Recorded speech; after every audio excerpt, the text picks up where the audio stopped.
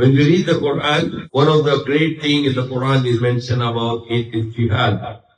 وَجَاهَدُوا وَالَّذِينَ جَاهَدُوا فِي سَبِيلِ اللَّهِ.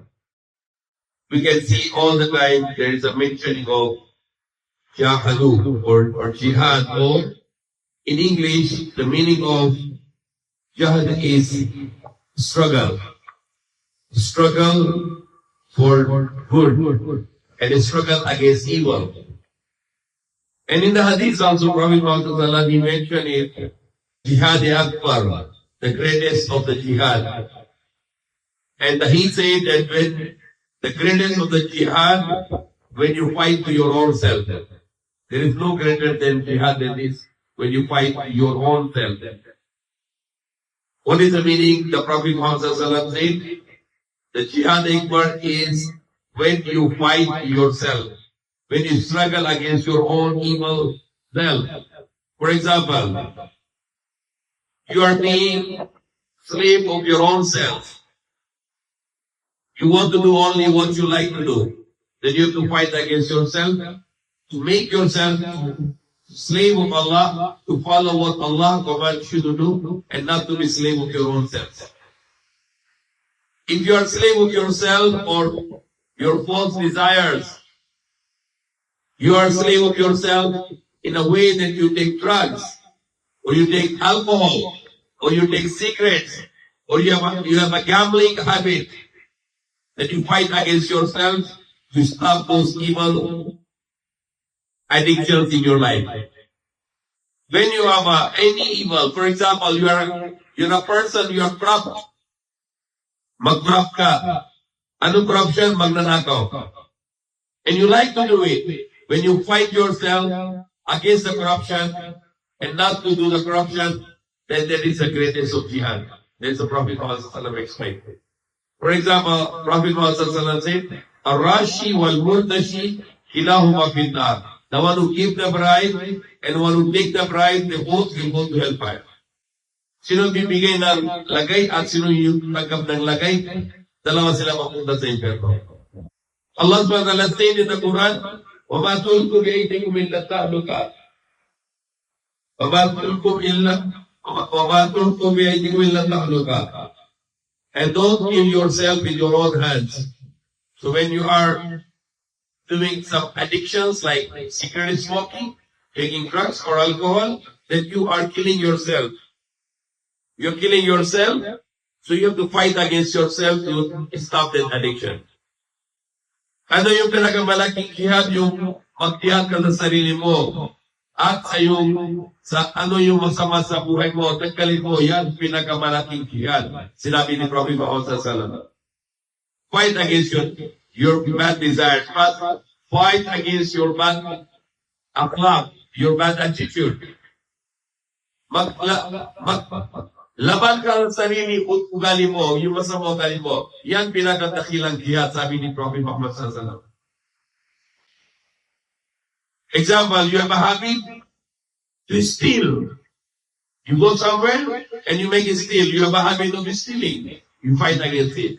You have a habit of any haram, or you have a habit of alcohol, or you have a habit of gambling, fight against this.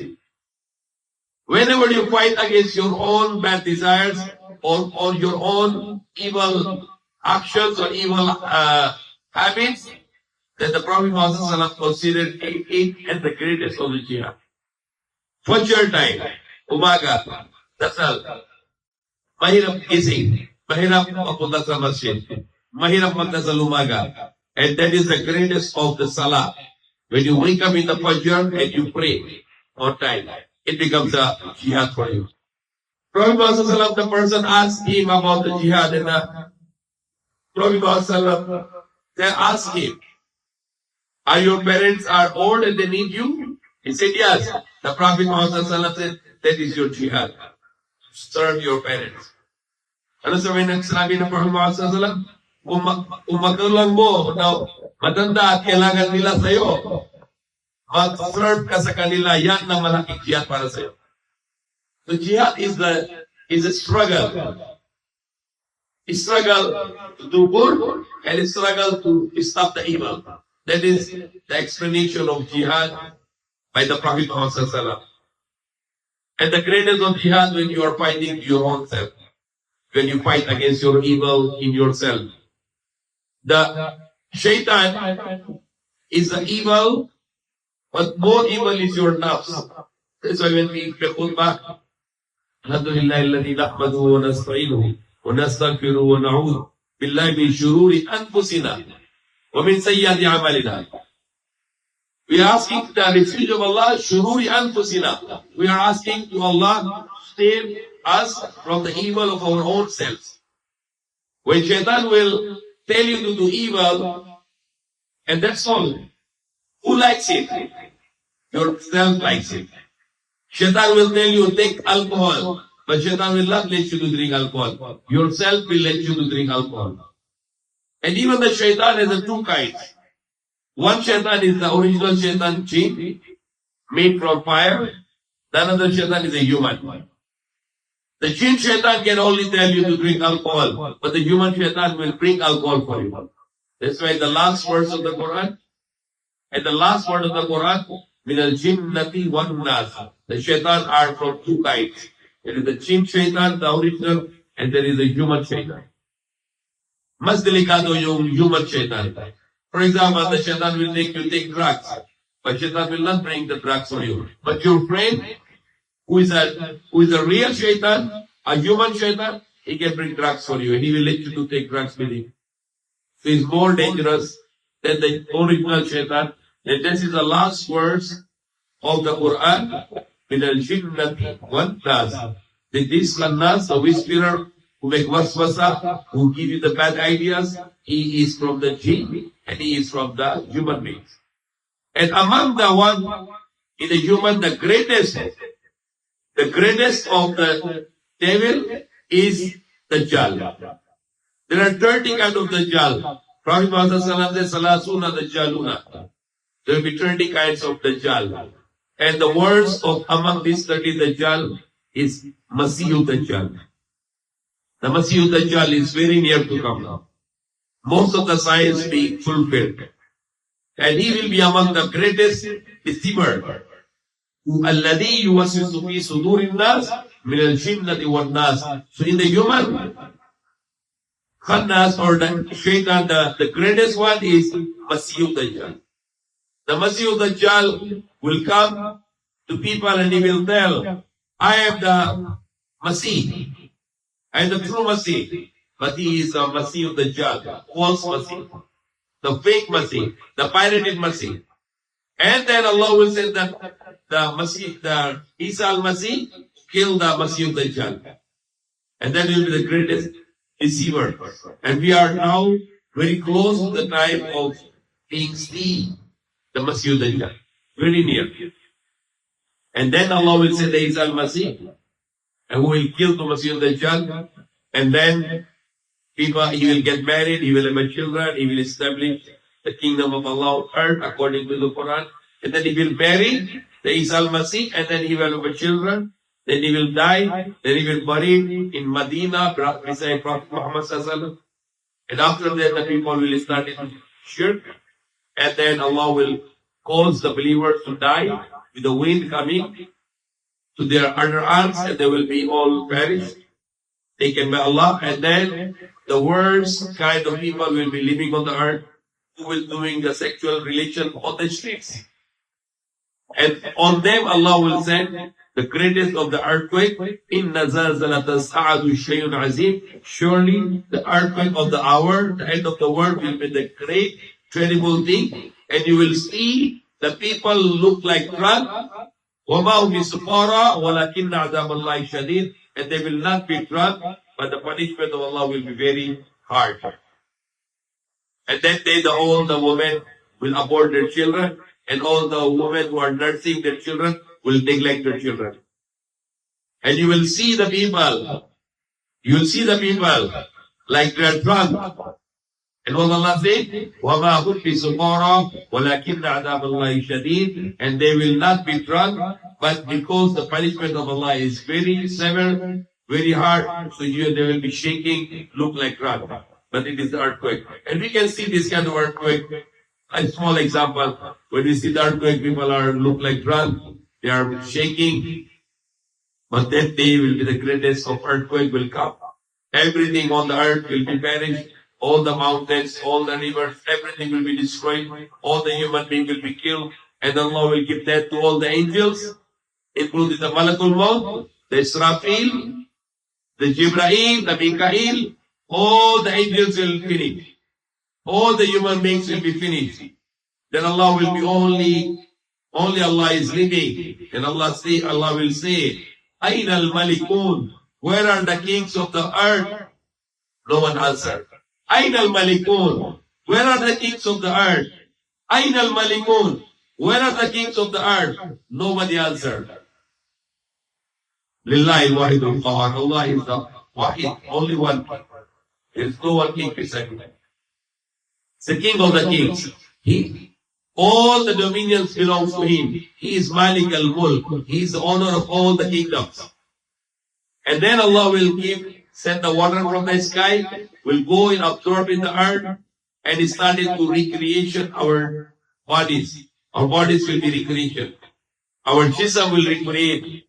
Then Allah will give the life back to Israfil, make another noise, the trumpet will blow, and people will come out from the graves, and they will say, مَنْ بَعْدَنَا مِنْ مَرْقَدِنَا هَذَا مَوْعَدَ الرَّحْمَنِ وَصَدَقَ الْمُرْسَلُونَ. They will say, who wake up us from our bedrooms? هَذَا مَوْعَدَ الرَّحْمَنِ وَصَدَقَ الْمُرْسَلُونَ. That is the promise of Ar-Rahman, Allah, and the prophets, the messengers spoken the truth. There is the new judgment. We are not realizing that there is another world to come. And on that day you will go to paradise or you will go to hellfire. We are not realizing. The same way when we were in the wombs of the mother, and if someone will tell you that you are going in another big world, we cannot understand it. So we are in a small world and we'll be going in a great dominion. Where you have only two choices. You can go to paradise or you can go to Jannah. And I don't know what is the exact English for this very beautiful poem. Someone said it in Urdu. Jaisi karni, वैसी party. ना माने तो करके देख, जन्नत भी है, जहन्नम भी है, ना माने तो मर के देख. So when we die, we can see the Jannah and Jahannam. What is important to believe now? That there is a paradise and there is a hellfire. You choose your destination. Do you like to go to paradise? The way of the paradise is obedience to Allah. Pray 5 times a day, fast in the month of Ramadan, give charity to the poor, make Hajj once in a lifetime, speak the truth, don't lie, fulfill your word, don't break your promise, be honest, don't cheat people, be just, not to be unjust, be kind, not to be cruel, take care of our parents, our wives, our children, our brothers, sisters, our relatives, and our neighbors, and all the believers, and all the human beings. Remember this commands of Allah all the moment. Allah is watching me. Yesterday I was saying that Prophet said, if I will cry with the fear of Allah, then Allah, I did so many sins in my life. And if you cry, your eyes will bring out the tears with the fear of Allah, then this eye will not burn in that night. How pathetic for a person who cannot cry with the fear of Allah. It is very terrible life of a person who can never cry with the fear of Allah for his sins. If you can raise your hands and you cry to Allah, there are lots of sins which you are doing, but Allah knows and He has covered it. Now you can cry to Allah and pray to Allah, Allah, I fear you that you might account for this on the day of judgment, and you might punish me for those sins on the day of judgment. Now I return to you, asking your forgiveness, and while doing this conversation with Allah, if the tears will come from your eye, you are a lucky person. So try to learn how to cry with the fear of Allah. And there is the most loving moment for Allah when His slave is crying with the fear of Allah for his sins. All of us will have a choice, will have questions on the day of judgment. Where did you spend your life? Where did you spend your youth? How you earn your money and how you spend it. Allah will question you. Were you earning your money by cheating people? By stealing the money of the people? By devouring the rights of the people? Going to against the rights of the people? Cheating people, lying to people? How you earn your money? You have to be answered on the day of judgment, and no one can move. No one is right to go away, hell or paradise, until he answered his four questions. Where did you spend your life? Where did you spend your young age? How you earn your money and how you spend it? And the knowledge Allah has given you, how much you utilize it. If you cannot answer this four questions, you cannot move on the day of judgment. Day of judgment is not a joke. The day of judgment is like our age today is 50, 60, 70 years. The day of judgment will be 50,000 years. 50,000 years, you are only giving accountability. Even 1 peso will be questioned. 1 peso. If you did not pay someone 1 peso, okay, give the account. Why you did not pay him 1 peso? The Prophet Muhammad asked the more or less meaning of that is, who is a muflis? How are muflis? Who is a muflis? Muflis? Mahirap sa Tagalog. Poor person. Gharib. Who is a muflis? And the Sahaba, the companion, say a person who has no money, who has no wealth, who has no proper clothes or no food, and is very pitiful. And if he asks the married to a girl, the father will not let him marry that girl. No, you are poor. Get out. You should earn money. You should have a good income. So that is the definition of the muflis. By the Sahaba said to Prophet Muhammad. Prophet Muhammad said, no. The muflis is the one who will come on the day of judgment with the mountains of good deeds. Sino yung mahirap? Sabi ni Prophet Muhammad, sa papunta siya sa araw ng pugod, dala siya ng mundok ng mabuting gawa. But masama ugali.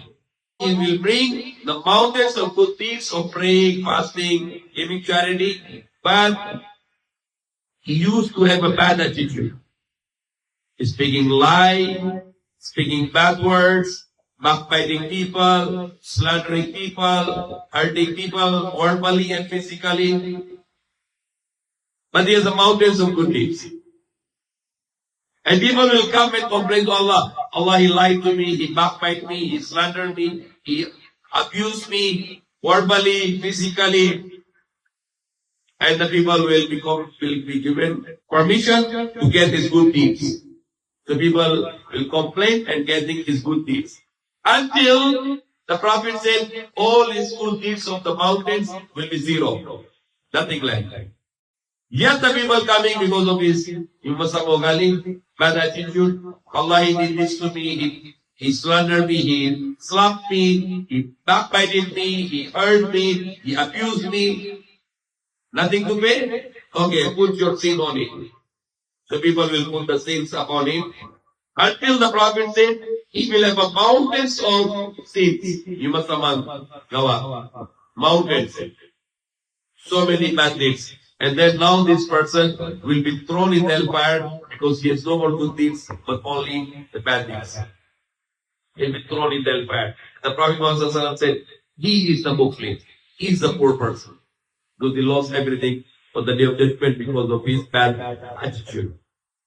The Prophet Muhammad will hold his rod, Dila, said no one will go to hellfire more than any other purpose except this rod because of speaking bad to the people. For example,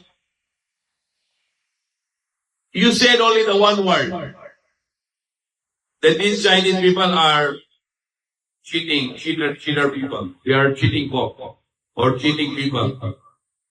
What happened now? You are backbiting 1.5 billion people.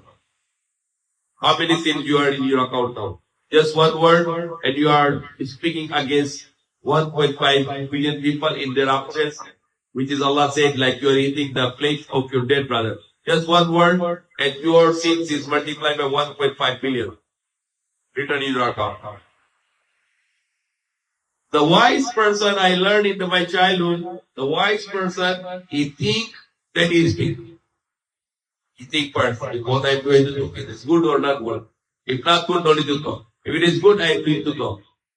And I learned in the childhood, the crazy person is the one, he speak, then he think what I was doing. He already speak. He already heard. He already break the heart of someone. And now he's thinking what I did was wrong. Now he's thinking his words. Prophet said that insulting a person, it is the great sin, even bigger than destroying the Kaaba, the house of Allah. So may Allah guide us, may Allah forgive us.